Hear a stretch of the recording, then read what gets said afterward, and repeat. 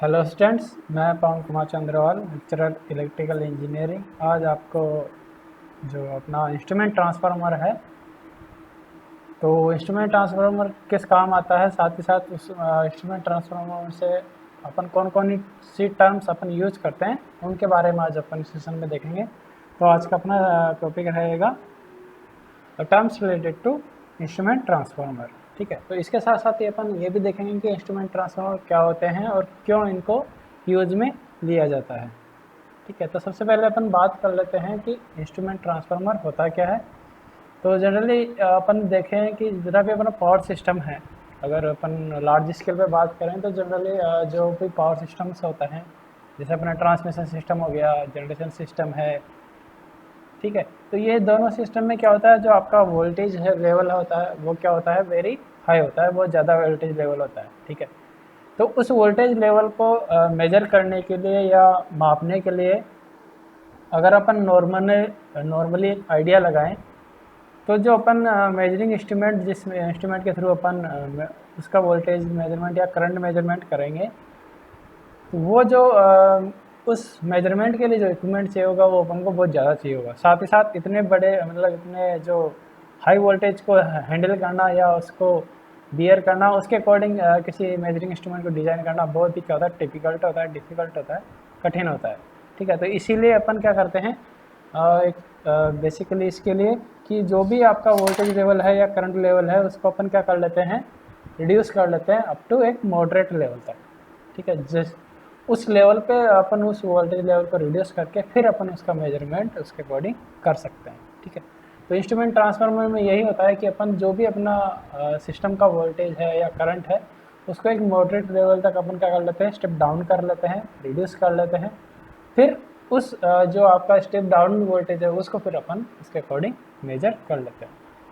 ठीक है, तो इस प्रकार आपका जो इंस्ट्रूमेंट ट्रांसफार्मर है वो मेजरमेंट के पर्पज़ के लिए काम आता है। साथ ही साथ ये क्या है, आपको जितने भी आपके पावर सिस्टम में यूज इक्विपमेंट्स हो रहे हैं, रिले हो गई, ठीक है, तो उनको अब नॉर्मल कंडीशन से क्या करता है, प्रोटेक्ट करता है, बचा करता है। मतलब ये एक तरह से प्रोटेक्टिंग डिवाइस भी है, साथ ही साथ मेजरिंग डिवाइस भी है। तो ठीक है, तो मेजरमेंट के साथ साथ ये आपके सिस्टम को प्रोटेक्ट भी कर रहा है, इसलिए इसका यूज़ लगभग हर पावर सिस्टम में किया जाता है। ठीक है, तो इंस्ट्रूमेंट ट्रांसफार्मर का पावर सिस्टम में प्रोटेक्शन सर्किट में बहुत यूज आते हैं।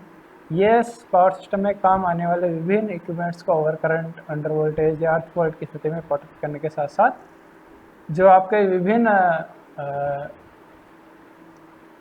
विभिन्न जो भी आपका लेवल्स है, करंट्स के वो लेवल हो गए या वोल्टेज लेवल हो गए, उनको मेजरमेंट करने में भी काम आता है। अगर आप अपन बात करें करंट मेजरमेंट के लिए, तो करंट मेजरमेंट के लिए अपन करंट ट्रांसफार्मर यूज़ करते हैं। साथ ही साथ वोल्टेज मेजरमेंट के लिए अपन वोल्टेज ट्रांसफार्मर का यूज़ करते हैं, जिसको कि अपन शॉर्ट फॉर्म में क्या बोलते हैं, पीटी, और करंट ट्रांसफार्मर का शॉर्ट फॉर्म में अपन क्या बोलते हैं, सीटी। ठीक है, तो जनरली अपन दो तरह के इंस्ट्रूमेंट ट्रांसफार्मर यूज़ करते हैं, करंट ट्रांसफार्मर सीटी और पोटेंशियल ट्रांसफार्मर पीटी। अब इसके बाद अपन बात करें यूज ऑफ इंस्ट्रूमेंट ट्रांसफार्मर के। इंस्ट्रूमेंट ट्रांसफार्मर क्या यूज़ है, क्या उपयोग है।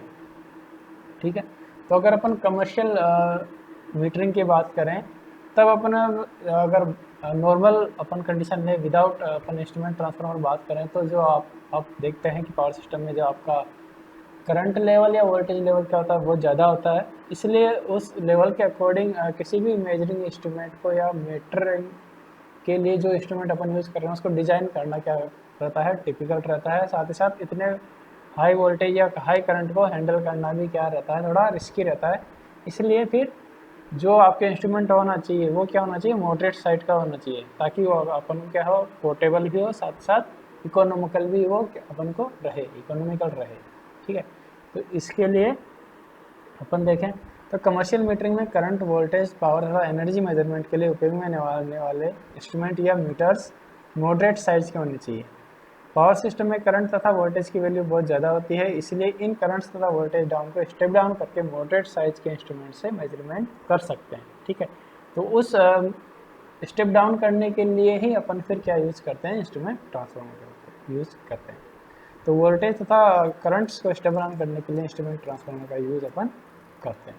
ठीक है, फॉर एग्जांपल अगर अपन बात करें, जैसे अपन को करंट को मेजर करना है, कोई 3 फेज लाइन है, हाई वोल्टेज टेंशन लाइन है, उसको करंट अपन को मेजर करना है, तो उसके लिए अपन क्या यूज करेंगे, तो ये अपन ने देखा था कि अपन क्या यूज करेंगे, करंट ट्रांसफार्मर। तो फॉर एग्जांपल आपको यहाँ पर एक 3 फेज सप्लाई सिस्टम दे रखा है, उसमें फिर अपन करंट ट्रांसफार्मर के द्वारा अपन क्या कर रहे हैं, करंट का मेजरमेंट कर रहे हैं।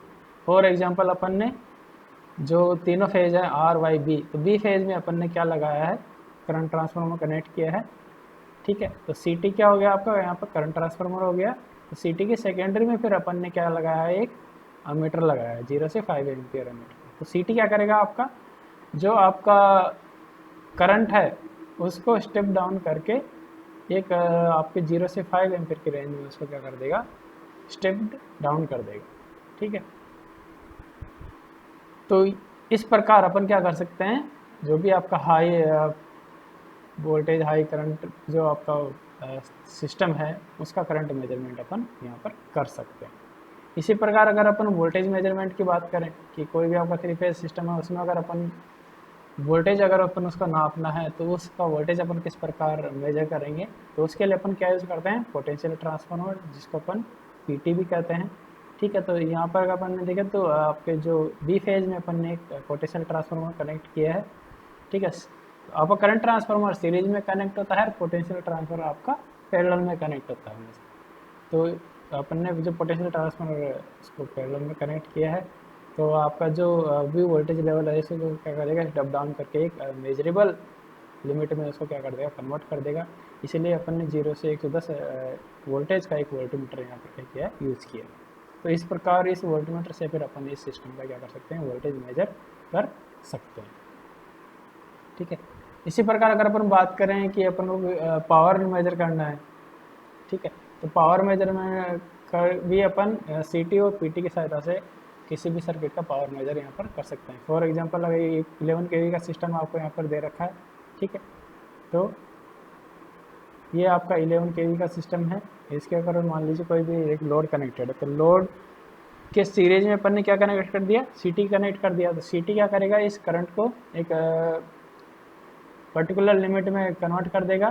तो वो डायरेक्टली आप किसमें कनेक्ट कर दोगे, सीटी के जो दोनों आउटपुट टर्मिनल है उसको, जो भी आपका वाटमीटर है उसकी करंट कोयल से, और जो आपकी वाटमीटर की पोटेंशियल कोयल है या प्रेशर कोयल है उसको आप कनेक्ट करोगे इससे, जो आपने पीटी लगाया, पीटी अपन ने यहाँ पे किस में कनेक्ट किया, पैरेलल में कनेक्ट किया है, ठीक है। तो पीटी का जो आउटपुट टर्मिनल है, जो आउटपुट के 2 पॉइंट है, वो पॉइंट अपन कहाँ कनेक्ट करेंगे, जो आपके वाटमीटर है उसकी पोटेंशियल कोयल। तो ये वाटमीटर अब आपको क्या करेगा, ये जो सर्किट है या ये जो आपका लोड है, लोड कितनी पावर कंज्यूम कर रहा है, ठीक है, उस पावर पे डायरेक्टली आपका जो वाटमीटर है क्या करेगा, मेजर कर लेगा। तो अपन जो भी अपना हाई वोल्टेज पावर सोर्स था उस वो किसको सप्लाई कर रहा है, एक पर्टिकुलर लोड को सप्लाई कर रहा है, तो उस लोड के द्वारा ली गई पावर को अपन यहाँ पर सीटी करंट ट्रांसफार्मर सीटी तथा पोटेंशियल ट्रांसफार्मर पीटी की सहायता से यहाँ पर अपन पावर मेजरमेंट यहाँ पर कर सकते हैं, एक सिंपल वाटमीटर का यहाँ यूज करके, ठीक है। तो इस प्रकार अपन ने देखा कि अपन किस प्रकार करंट ट्रांसफार्मर से करंट का मेजरमेंट कर सकते हैं, तथा जो आपका पोटेंशियल ट्रांसफार्मर है उससे वोल्टेज का मेजरमेंट कर सकते हैं, साथ ही साथ अपन पावर का भी मेजरमेंट कर सकते हैं हाई वोल्टेज सर्किट्स का, ठीक है। तो अपन अगर यहाँ पर देखें तो जो अपना हाई वोल्टेज सर्किट से तक नॉर्मल वाटमीटर के थ्रू अपन ने उस हाई वोल्टेज सर्किट का क्या कर दिया, पावर मेजरमेंट कर लिया, ठीक है। अब इसके बाद बात करें कि आपके एडवांटेज क्या हैं किसके, इंस्ट्रूमेंट ट्रांसफार्मर के। तो इंस्ट्रूमेंट ट्रांसफार्मर्स के एडवांटेज भी देख लेते हैं। तो पहले बात करें कि जो जनरली अपन क्या करते हैं, अपन को मतलब विभिन्न रेंज की करंट्स को नापने के लिए अपन को जो अमीटर है उसकी क्या यूज़ करते हैं, अपन उसमें शंट्स यूज़ करते हैं। मतलब रेंज एक्सटेंशन के लिए जो अपन वहाँ पर शंट यूज़ कर रहे हैं, तो वो जो शंट अपन यूज़ कर रहे हैं तो उसका जो रिएक्टेंस और जो रेजिस्टेंस का प्रोपोर्शन है वो मीटर के प्रोपोर्शन में होना चाहिए। मतलब आपका जो शंट है वहाँ से जो रेजिस्टेंस और जो रिएक्टेंस का प्रोपोर्शन आ रहा है वो मीटर और शंट के जो ना प्रोपोर्शन है दोनों क्या होनी चाहिए, इक्वल होनी चाहिए, बराबर होनी चाहिए, ठीक है। अगर ये इनमें थोड़ा सा भी डेविएशन आता है तो फिर आपका क्या है, जो आपका मेजरमेंट में क्या आता है, एरर आता है। फॉर एग्जांपल अगर फ्रीक्वेंसी का इफेक्ट उस पर आ जाता है, ठीक है। तो जो इस एरर को रिड्यूस करने के लिए ही अपन क्या कहते हैं कि जो शंट तथा मीटर का जो रिएक्टेंस और रेजिस्टेंस का जो प्रोपोर्शन है वो क्या होना चाहिए, उसका ध्यान रखना पड़ता है हमें, उसका प्रोपोर्शन एक प्रॉपर बैलेंस हो, ठीक है। यदि अगर डिजाइनिंग में ये जो आपका इस प्रोपोर्शन है इसमें थोड़ा सा भी डेविएशन आ जाता है तो फिर आपका क्या है, जो आपका मेजरमेंट है उसमें एरर आ जाता है, ठीक है। तो अपन ने देखा कि जो अगर अपन डिजाइनिंग के दौरान जो आपका शंट है और जो मीटर है उसके रिएक्टेंस और जो रेजिस्टेंस है उसके प्रोपोर्शन का ध्यान नहीं रखेंगे तो एरर आ जाता है। तो इसीलिए अगर अपन इंस्ट्रूमेंट ट्रांसफार्मर का यूज करें तो इस प्रकार का कोई एरर अपन को इसमें नहीं मिलता। मतलब इंस्ट्रूमेंट ट्रांसफार्मर को अपन को इस प्रकार की कोई भी चीज़ का ध्यान रखने की ज़रूरत नहीं है। सेकेंड एडवांटेज है कि हाई वोल्टेज तथा करंट्स के केस में इंस्ट्रूमेंट ट्रांसफार्मर का यूज करने से मीटरिंग के लिए यूज में आने वाले इंस्ट्रूमेंट का साइज मॉडरेट होता है, ठीक है। मतलब क्या हुआ कि अपन अगर जनरली देखें तो कोई भी हाई वोल्टेज सिस्टम है तो उसके वोल्टेज मेजरमेंट के लिए अपन को क्या करना पड़ेगा, जो अपना मेजरिंग इंस्ट्रूमेंट होगा वो उसका साइज बल्क होगा, बड़ा होगा, ठीक है, क्योंकि उसका हाई वोल्टेज मेजर करना है। बट अगर अपन इंस्ट्रूमेंट ट्रांसफार्मर यूज़ करें तो अपन को जो अपना मेजरिंग इंस्ट्रूमेंट है उसका साइज का इतना बड़ा नहीं लेना पड़ेगा। जो अपने नॉर्मल जो आपके मेजरिंग इंस्ट्रूमेंट्स है उसके थ्रू अपन उस पर्टिकुलर क्वांटिटी का, जैसे कि वोल्टेज हो या करंट हो, उसका मेजरमेंट अपन कर सकते हैं, ठीक है। थर्ड एडवांटेज है इंस्ट्रूमेंट ट्रांसफर का यूज़ करके मीटर्स का स्टैंडर्डाइजेशन किया जा सकता है जिससे कि ओवरऑल कॉस्ट में बचत होती है। मतलब इंस्ट्रूमेंट ट्रांसफार्मर यूज करके अपन जो अपने जितने भी मीटरिंग के इंस्ट्रूमेंट्स है उन इंस्ट्रूमेंट्स का अपन स्टैंडर्डाइजेशन कर सकते हैं साथ, जिससे कि क्या होगा, अपना जो ओवरऑल कॉस्ट है वो क्या हो जाएगी, कम हो जाएगी, रिड्यूस हो जाएगी, ठीक है।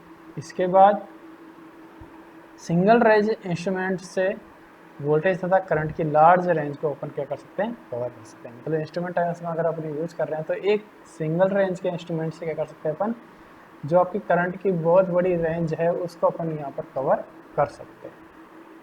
इंस्ट्रूमेंट ट्रांसफार्मर हमें वो हाई वोल्टेज पावर सर्किट से इलेक्ट्रिकल आइसोलेशन प्रोवाइड कराते हैं, जिससे हम इलेक्ट्रिकल इंसुलेशन की कोई आवश्यकता नहीं होती तथा ऑपरेटर्स को सेफ्टी भी मिलती है। मतलब कि जो आपके जितने भी इंस्ट्रूमेंट ट्रांसफार्मर है वो आपको इलेक्ट्रिकली आइसोलेशन प्रोवाइड कराते हैं किसके बीच, आपका जो हाई इलेक्ट्रिकल सिस्टम है या high power system, high voltage power system है उससे, तथा जो आपका मेजरिंग सिस्टम है या मीटरिंग जो सिस्टम है उससे, दोनों के बीच क्या कर सकता है, इलेक्ट्रिकल आइसोलेशन यहाँ पर प्रोवाइड कराता है, ठीक है। तो इससे क्या होगा, जो अपन को इंसुलेशन चाहिए किस किस के बीच, आपका हाई वोल्टेज पावर सिस्टम तथा जो आपके मेजरिंग सिस्टम है उन दोनों के बीच जो इंसुलेशन चाहिए वो अपन यहाँ पर ये जो इंस्ट्रूमेंट ट्रांसफार्मर ये क्या कराते हैं, प्रोवाइड कराते हैं, जिससे कि क्या है, जो भी व्यक्ति उस पर्टिकुलर मीटरिंग सिस्टम पे या मेजरिंग सिस्टम पर काम कर रहा है उसको कोई भी जो सेफ्टी है, उसको जो सेफ्टी है वो भी मिलती है, ठीक है। तो जो भी ऑपरेटर है उसको इस इलेक्ट्रिकल आइसोलेशन के कारण क्या होती है, एक्स्ट्रा सेफ्टी उसको मिल जाती है। इसके बाद है इंस्ट्रूमेंट ट्रांसफार्मर का यूज करने से मीटरिंग सर्किट में पावर कंजप्शन क्या होता है, कम होता है, ठीक है। जनरली आप अगर हाई वोल्टेज पे काम करोगे तो ऑब्वियस सी बात है कि जो आपका पावर कंजप्शन होगा, जो मेजरिंग सिस्टम है, जो आपका मीटरिंग जो सिस्टम है उसमें वो ज़्यादा होगा। बट अब यहाँ पर अपन इंस्ट्रूमेंट ट्रांसफर का यूज़ कर रहे हैं तो क्या होगा कि जो अभी आपका करंट लेवल है, जो वोल्टेज लेवल हो, क्या हो गया, रिड्यूस हो गया, स्टेप डाउन हो गया। इसलिए जो आपका सर्किट में पावर कंजप्शन होगा, जो आप किस में यूज़ कर रहे हो, उस पर्टिकुलर क्वांटिटी को मेजर करने में जो सिस्टम यूज़ कर रहे हो उसमें जो पावर कंजप्शन होगा वो क्या होगा, कम होगा, क्योंकि आपका जो करंट लेवल है और जो वोल्टेज लेवल है दोनों क्या हो गए, कम हो गए, ठीक है। इसके बाद एक इंस्ट्रूमेंट ट्रांसफार्मर से बहुत सारे इंस्ट्रूमेंट्स को अपन क्या कर सकते हैं, ऑपरेट कर सकते हैं। मतलब एक ही इंस्ट्रूमेंट ट्रांसफार्मर यूज़ करके अपन बहुत सारे वहाँ पर इंस्ट्रूमेंट क्या कर सकते हैं, यूज़ कर सकते हैं। जैसे फॉर एग्जांपल अगर अपन एक इंस्ट्रूमेंट ट्रांसफार्मर, एक सीटी लें और एक पीटी लें, तो इससे क्या होगा, अपन रिले भी ऑपरेट कर सकते हैं, उसमें एक वोल्टमीटर लगा के उसका वोल्टेज मेजर कर सकते हैं, उसका करंट मेजर कर सकते हैं, करंट ऑपरेटेड जितनी भी रिलेज हैं वो सारी उस पर उसे करंट ट्रांसफार्मर से काम कर जाएंगी। साथ ही दोनों ट्रांसफार्मर का यूज़ करके अपन उसका पावर भी मेजर कर सकते हैं।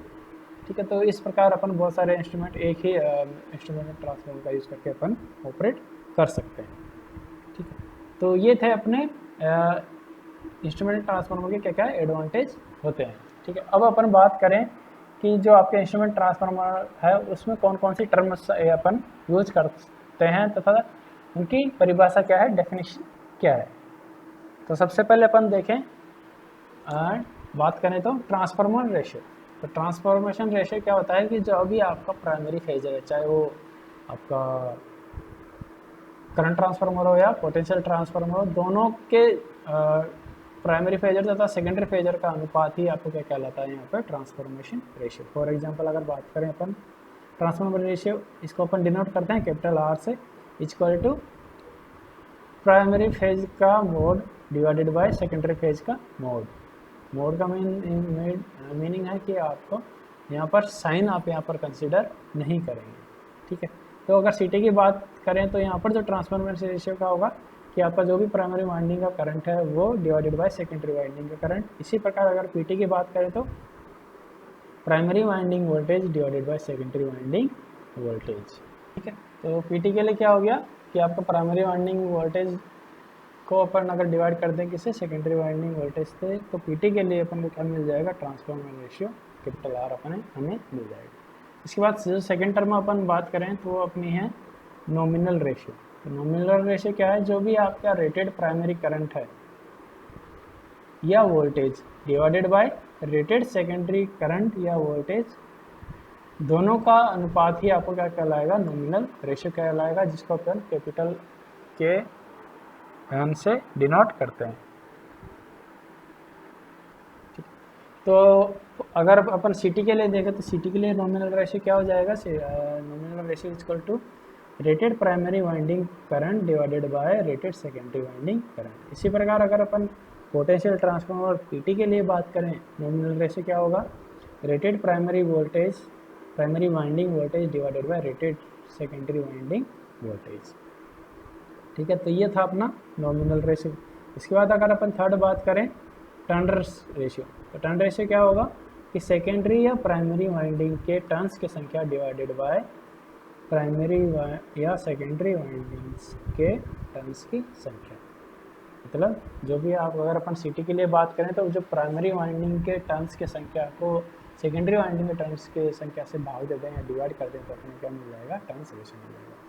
ठीक है, तो सिटी के लिए टर्न रेशियो क्या होगा, turn ratio is equal to number of turns of secondary winding divided by number of turns of primary winding. मतलब सेकेंडरी वाइंडिंग में जितने टर्न्स हैं डिवाइडेड बाय प्राइमरी वाइंडिंग के नंबर ऑफ टर्न्स। इसी प्रकार अगर पीटी के लिए बात करें पोटेंशियल ट्रांसफार्मर के लिए, तो वहाँ पर जो आपका टर्न रेशियो क्या होगा कि number of turns of primary winding divided by number of turns of secondary winding. मतलब जो आपके प्राइमरी वाइंडिंग में जितने टर्न्स हैं इनको डिवाइड कर देंगे सेकेंडरी वाइंडिंग में जितने आपके टर्न्स हैं, तो अपन को क्या मिल जाएगा, टर्न्स रेशियो मिल जाएगा। ठीक है, इसके बाद जो लास्ट है अपना रेशियो करेक्शन फैक्टर RCF। तो ये क्या होता है, जो भी आपका ट्रांसफार्मर है उसके ट्रांसफार्मर रेशियो तथा जो नॉमिनल रेशियो दोनों का अनुपात ही यहाँ पर आपका क्या कहलाता है, रेशियो करेक्शन फैक्टर कहलाता है। तो रेशियो करेक्शन फैक्टर आपका क्या हो गया, transformer ratio divided by nominal ratio. तो RCF is equal to capital R divided by KN। ठीक, तो ये आपका था रेशियो करेक्शन फैक्टर। ठीक है, तो इस सेशन में अपन ने देखा कि अपना जो इंस्ट्रूमेंट ट्रांसफार्मर क्या होता है, क्या है उसका यूज़ है, उसके एडवांटेज क्या है, साथ ही साथ इसमें कौन कौन सी टर्म्स अपन यूज़ करते हैं, उनकी डेफिनेशन क्या है और फॉर्मूले क्या है, उनके बारे में आज अपन इस सेशन में देखा। तो मैं उम्मीद करता हूँ कि आपको इस सेशन में जो भी अपने इंस्ट्रूमेंट ट्रांसफार्मर के बारे में पढ़ा हुआ समझ में आया होगा। Thank you.